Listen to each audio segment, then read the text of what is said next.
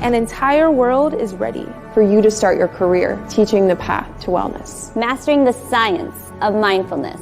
And the art of coaching. To help clients achieve mental, emotional, and physical betterment of life. Through movement, nutrition, recovery, and regeneration. Because impacting one person impacts a family. Impacting a family impacts a community. And impacting a community impacts the world. Become an NASM certified wellness coach.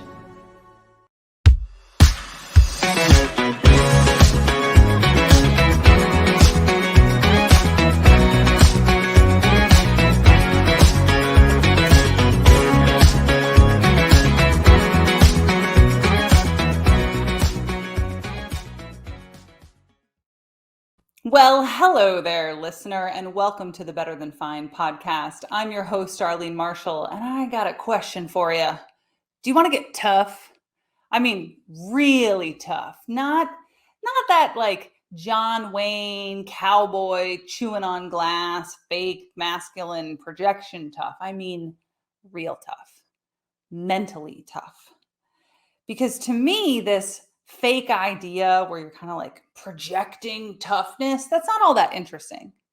What I'm interested in is how do the people who go through incredible challenges in their lives, not only are they able to weather it with grace and humility, even kindness, but the people who grow through those challenges, it makes them better. It gives them purpose and meaning and ways that they contribute, not just to the things that they love in their lives, but to things even greater than themselves. To me, that's real mental toughness. You know, life has all of these inevitable challenges, things that we know are going to happen. We're going to lose people. We're going to be heartbroken. We're going to go through hardships. It's part of being human. But how we handle those challenges, the things that we tell ourselves, the things that we experience, how can we meet them with mental toughness? That's what I'm interested in. That's what I want to talk about today. You know, I've known some people who've gone through some incredible challenges in their lives, friends who've been diagnosed with life-threatening illnesses and have had their sense of humor the entire time that they've literally thought their lives. I know people who have lost children and they've let that fuel their purpose and meaning in the world. You know, last year I was volunteering with the Travis Manion Foundation. It's a veteran service nonprofit. And as part of their Spartan Leaders Program, this is a 7-month-long leadership development program that they do. And I had the pleasure of meeting Rooster Rossiter. And he is the founder of the nonprofit Ainsley's Angels. And so Ainsley was his daughter, who unfortunately passed. But part of their bonding through her illness was that he would take her out for runs in a running wheelchair. And it sparked his passion for running. It was a huge part of him bonding with her loving the experience, and also very healing for him. And what he did with that experience was found this nonprofit that provides racing chairs for people who are not able to run on their own. And if they don't already have a runner in their lives, Ainsley's Angels partners them with other runners to push the racing chair so that these people could experience the joy, the connection, the elevation, the self-transcendence of racing, of being in a running race. And so Rooster took this incredibly challenging thing in his life, and it fueled through his mental toughness, his resilience, his passion, and his meaning and his purpose. And I'm sure if you look around your own life, you can think of these people who, through some incredible set of factors, they are able to grow and thrive despite what they have been through. That's resilience. So what makes someone like that? That's what I want to talk about. That's mental toughness. You're listening to the Better Than Fine podcast. I'm Darlene Marshall, and we're going to talk about how do you build that kind of mental toughness. You know, it's unfortunate to me that over the last few years, resilience has become this buzzword because there is an actual science a study of resilience. And so when I'm using the word resilience, I'm using it under the technical definition of resilience, which is to weather life's challenges, to go through these inevitable, difficult times that we all face, but to do so without being negatively affected. Maybe you even grow through them. We talk a lot about, as a culture, as a society, about post-traumatic stress disorder. But I find that in my life, there's very few people I encounter who've heard about post-traumatic growth. Trauma in this case referring to when you're feeling your resources are overwhelmed, you are unable to cope with the stressors that you are going through. So you experience trauma. And instead of being beat down by that trauma, it actually becomes a spark for you to grow and contribute from. So resilient people are people who, at the very least, come out the other side still themselves, but maybe they're also people that grow, that are sparked. They roll with the punches. They look for lessons, for opportunities. They're pushing forward. They're mentally tough. But mental toughness matters so much more than how we talk about it I find in the fitness space. A lot of times, like if you go off and you Google and you look at some like popular fitness websites, you'll find things where they talk about like, pushing through ultra marathons or, extreme athletes, professional athletes. How do they mentally get themselves to do whatever? But mental toughness is about so much more than that. So you can be productive, you can deal with stress at work, sure. But it's linked to increased longevity, to greater well-being, to improved mental health and better long-term mental health outcomes, increased satisfaction with your life, success, like achieving your goals, goal attainment. So if you want to be happier, healthier, you want to have a rich life, the skills of resilience are essential to that. And further, it gives you more resources to help other people. You're more readily available to pursue your goals, to find purpose and whatever's meaningful to you. So the cool thing about resilience as a science, there's a whole process around how we study resilience. So I want to geek out for just a second and kind of share how that whole thing works on the back end. So first, you take a whole bunch of people and you measure their resilience. Like how resilient is this big cohort of people? And then you isolate the ones who have high resilience. And then we look at what do all these people who are really resilient have in common? What are the common factors in the lives of resilient people? And resilience researchers are able to isolate those factors. And then you take another group of lower resilience people.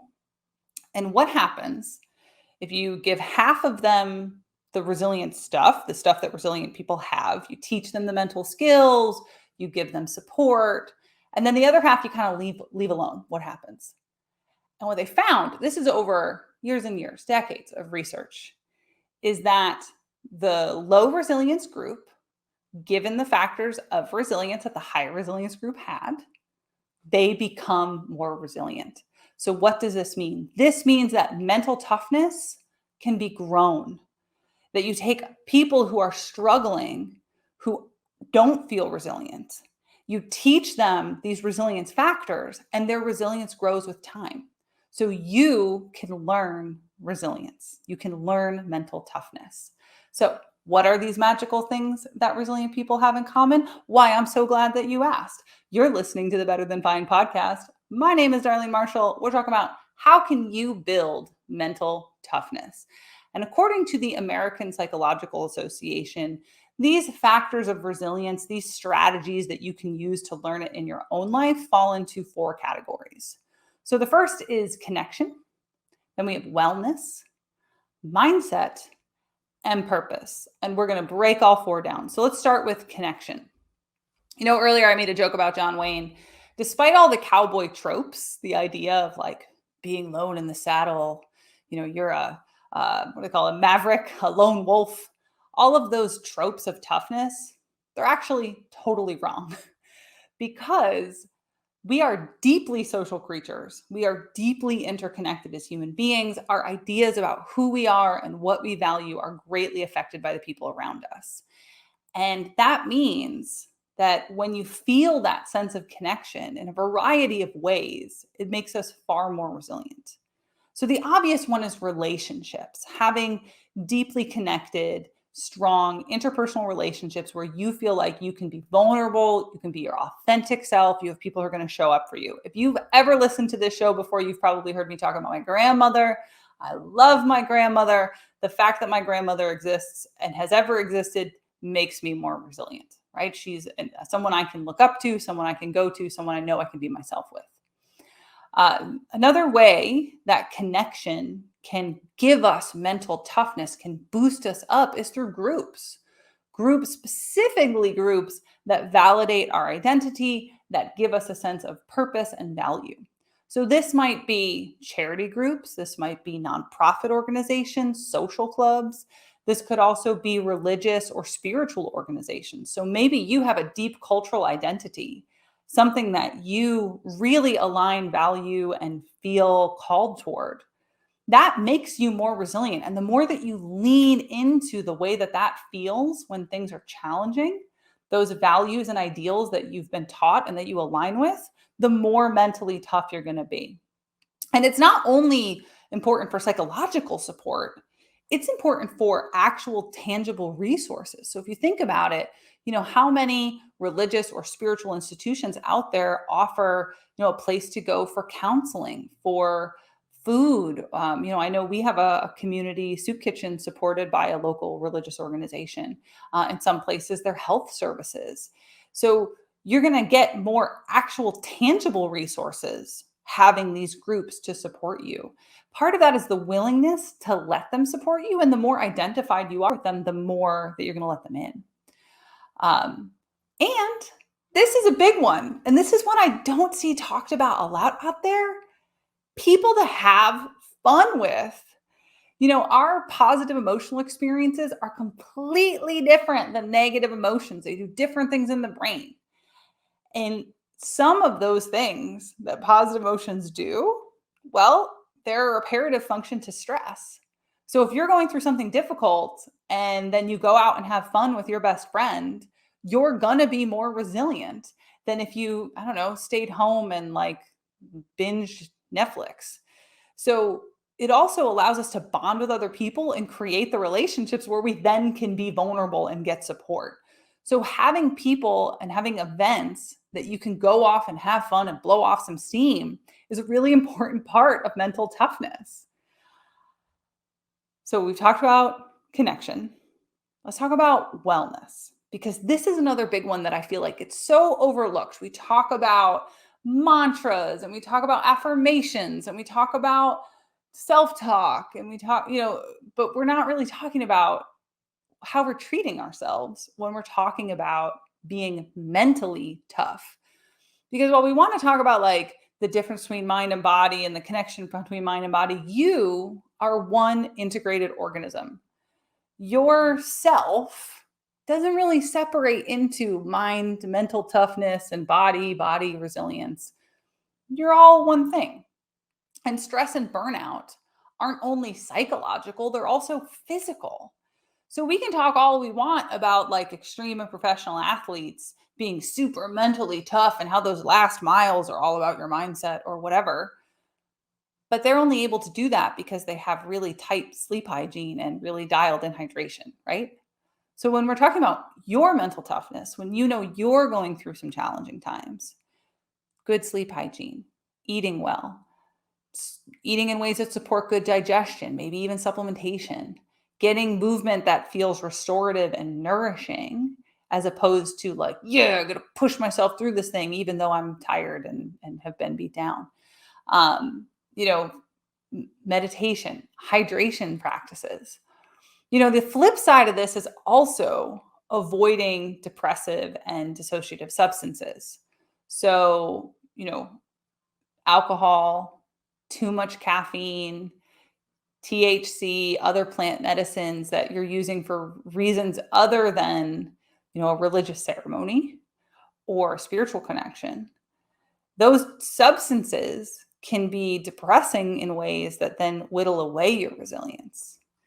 And, kind of along the same line is practicing of mindfulness, practicing of meditation as a way to connect with and soothe the body. Mental toughness starts with self-awareness, and building that internal connection and learning those internal tools are going to help you relate to yourself and your values and your experience in deeper ways that you can then leverage the next two things we're going to talk about. So you're listening to the Better Than Fine podcast. I'm your host, Darlene Marshall. We're talking about how to build mental toughness. We've talked about connection, talked about wellness. So let's talk about mindset. So your mindset is the set of beliefs, whether generally or on specific topics, that shape how we run our lives. If I've got a very limited mindset, let's say I think I'm bad at talking to people. If I grew up in such a way that tells me that I'm going to tell myself, Darlene's bad at talking to people, am I going to go out and start a coaching business, start a podcast, be on this podcast network? No, because I've got this limited mindset about what I'm capable of. I'm telling myself a story. Well, I'm not good at talking to people. Clearly, I don't have that story because I talk a lot and all the time.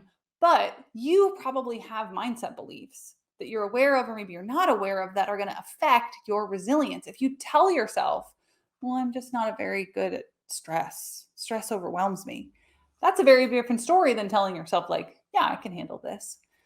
Mindset is a big part of mental toughness because what we believe shapes our reality and how we approach ourselves in our own lives. And I want to teach you two of the core psychological concepts that drive mental toughness. This is the psychology underneath those magazine articles on being tougher or pushing yourself through hard workouts or whatever. So these two foundational psychological concept skill sets. The first one is learned helplessness. So learned helplessness is the state where someone is experiencing a stressful situation that they can't get out of.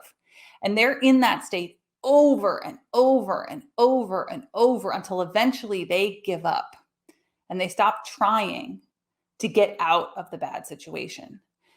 And what they've essentially learned is that it's not possible to change their circumstances. But here's the kicker. This is why this matters. Even when the circumstances change, the person who's experiencing learned helplessness still won't try to get out anymore because they've learned that it's not possible even when the circumstances change. And this is subconscious. They don't know that they're doing it.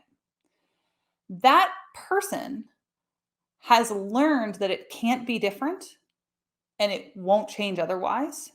The good news is that if that person is handheld walked through the solution over and over with patience and care, they can unlearn the helplessness. So the difference between the person who falls into helplessness and the person who doesn't is hope. The person who's experiencing learned helplessness has lost the hope that things will change. And hope, optimism, the belief that things can get better is what keeps us mentally tough. So when we go through repeated challenges, long-term, feels like it's wearing us down kind of challenges, reminding yourself of things that you are hoping for keeps you from learning helplessness. And that is a core concept to being mentally tough and resilient. So learned helplessness. The second one is optimism, and the hope leads right into this. We are taught to think that optimism is a personality trait, right? Like, oh, I'm an optimistic person. In psychology, we don't think of it as a personality trait. We call it optimistic explanatory style. It's how a person explains life's challenges to themselves. So in that way, what we'd call an optimistic person is someone who tells themselves that life's challenges are temporary. So Things change. They're always going to change. They're going to keep changing. And this challenge is not forever. So it's temporary. It's limited, that the challenge is only affecting the area of your life that it's affecting. And it doesn't mean that everything is bad. And that the challenges are not a personal reflection, that all people go through stuff. Just because this is hard doesn't mean I am a loser or I am bad.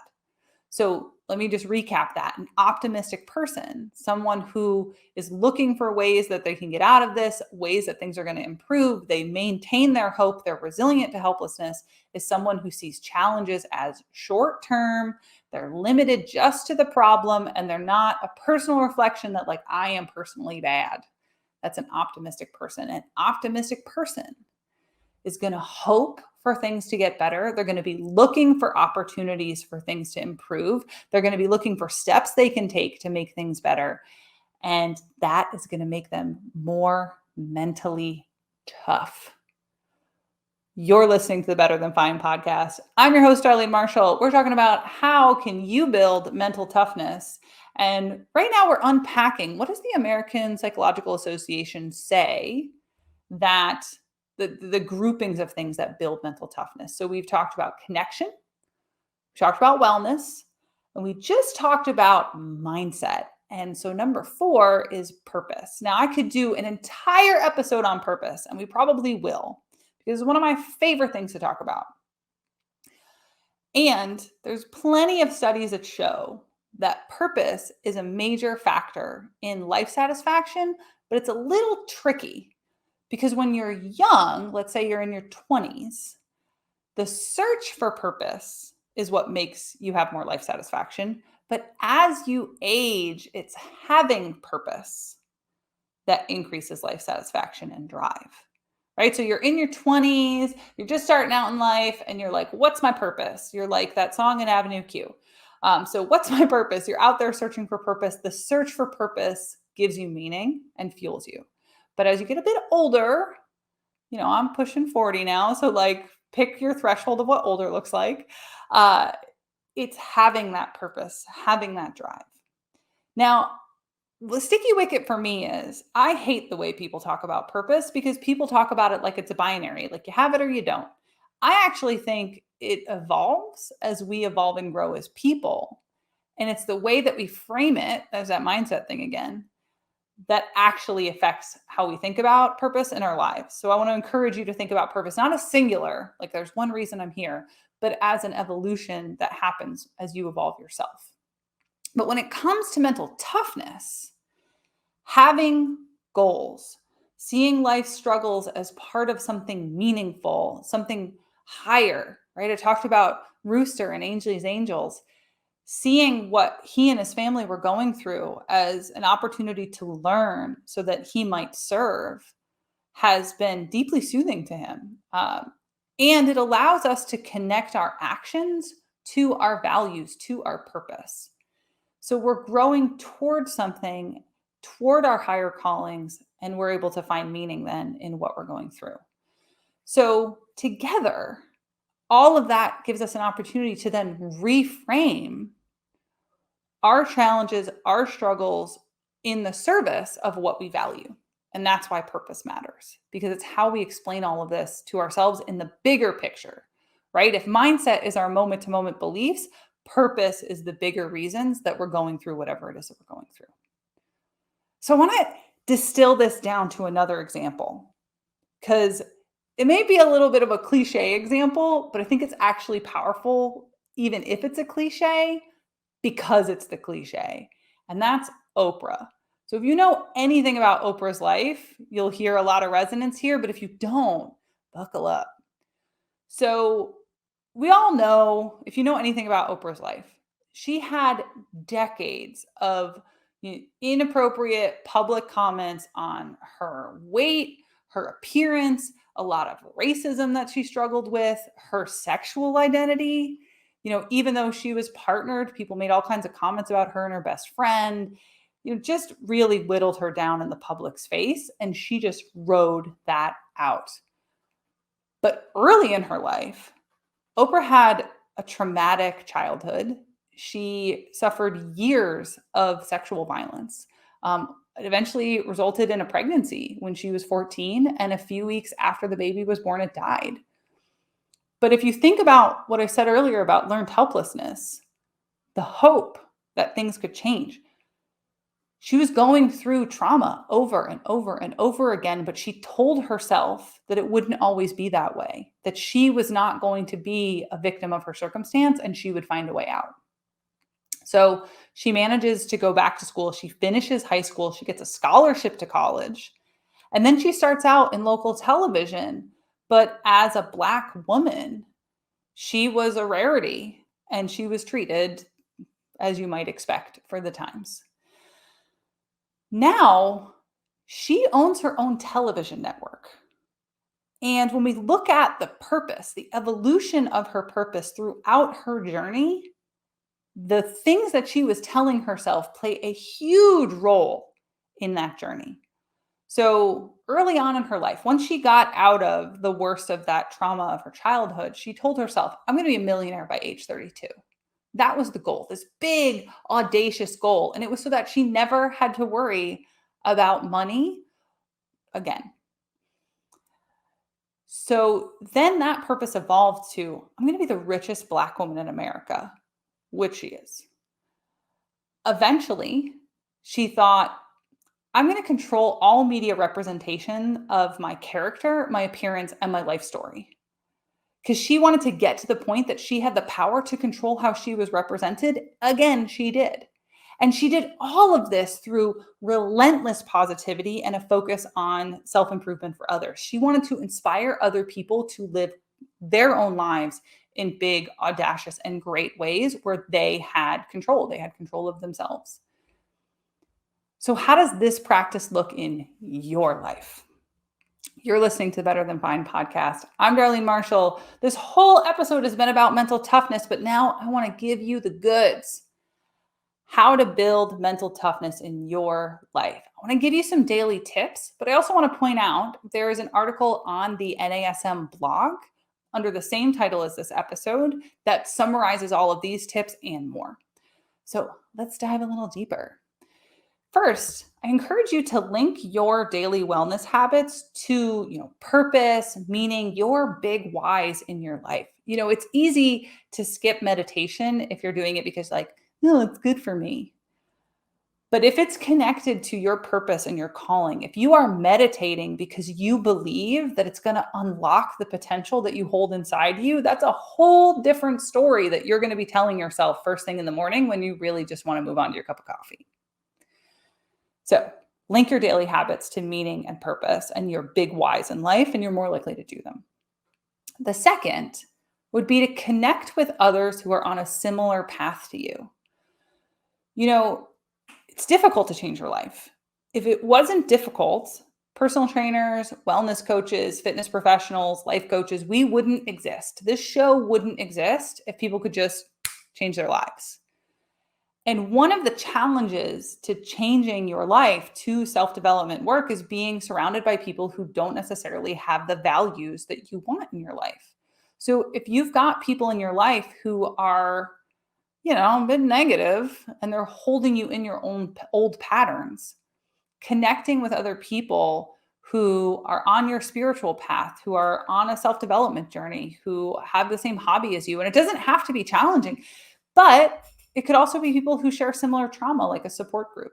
So find other people who are working in similar ways to you so that you can support one another. The third one is having some kind of mindfulness practice. And if meditation is not your thing, cool. Mindful eating, mindful walking, mindful yoga. There's so many other ways that you can practice mindfulness in your life that aren't like sitting on a cushion and breathing. Not that that's all that meditation is, but you get the idea. So finding practices that ground you in yourself each day so that you can hone that skill of mindfulness, which is necessary so that you can catch yourself when you're shifting your mindset or you're having self-limiting beliefs, because mindfulness is the first step in changing all of that. So we've got daily habits to purpose, finding other people on a similar path, practicing mindfulness. The fourth one I want to give you, learn to reframe your pessimistic thinking. When you catch yourself saying things like, oh, I just can't do this, or I'm not good at that, flip that into a growth-oriented mindset by just adding yet. So I'm not good at spelling. I'm not good at spelling yet. I'm not very fast at running. I'm not very fast at running yet. And suddenly there's room to breathe. There's room to work. There's room to grow. Those might be a few trite examples, but I'm sure that you have some in your own life. And if you are deeply struggling with this framing, if you know that you have pessimistic thoughts where you tell yourself, I'm a loser, things are horrible, they're always going to be horrible, seek out someone trained in cognitive behavioral therapy. It is very helpful toolkit against pessimistic thinking. And then this last practice that I want to share with you around building mental toughness is connecting daily with hope. You know, we've spent the last decade like pumping up gratitude practice, and that gratitude practice is great. There's a bunch of excellent research on gratitude practice. But what if we took those same ideas around intentional connection to a positive emotional experience, and when you know you're going through something challenging, what about practicing hope? What are you hoping for? What are you looking forward to? And if you can't answer that question, that's a little blinking dashboard light in your mind to go out and plan positive experiences so that you get a little drip of hope every day to keep you optimistic, to keep you resilient to helplessness, to keep you looking forward to things. And maybe you have a big, audacious goal that you can invest yourself in, that you can hope for, and keep chugging along at the process each day so that you have something positive to focus on. All right, there was a lot in that episode, but mental toughness is one of those things that I love sharing and talking about. So if you've got questions, I really want to hear them. If you're watching on YouTube, leave us a comment, but also you should subscribe and like the episode and share it maybe. If you want to find me on Instagram, you can do so. I'm darlene.coach. And I would love for you to DM me your questions, your comments, your thoughts. Please do not be shy. I'm also on LinkedIn. And wherever you're listening to this podcast, please do subscribe. If you're on Apple Podcasts, leave us a review because that would be a great way that you can support the show. I'm so grateful to have you. I'm so grateful to be a part of Better Than Fine. And thank you for joining us.